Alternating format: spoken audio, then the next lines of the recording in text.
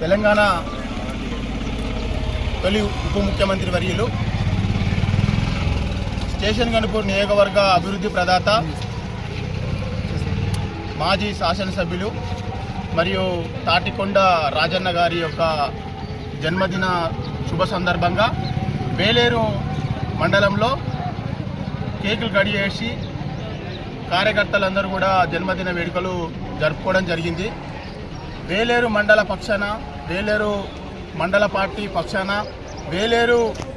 మండలంలో ఉన్నటువంటి ప్రజల పక్షాన బోలాశంకరుడు అనే పేరు తెచ్చుకున్నటువంటి మన తాటికొండ రాజన్న గారికి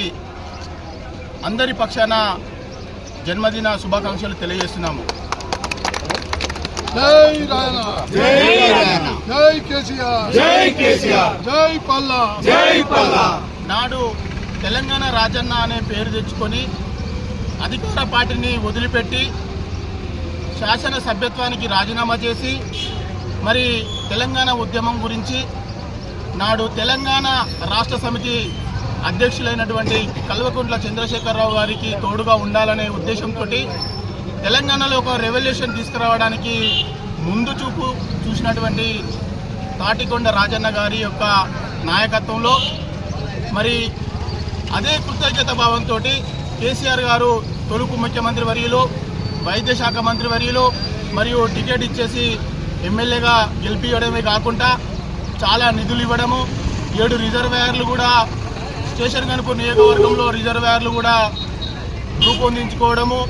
రోడ్లు వేయడము మరియు పల్లెలలో ఉన్నటువంటి ప్రతి అభివృద్ధిలో భాగంగా తన యొక్క పేరును చిరస్మరణీయంగా ఉండేటట్టుగా మరియు తండాలను గ్రామ పంచాయతీలు వేయడమే కాకుండా మరియు వేలేరు మండలాన్ని కూడా తన యొక్క శాసనసభ్యత్వం ఉన్నప్పుడు మన వేలేరు మండలం కూడా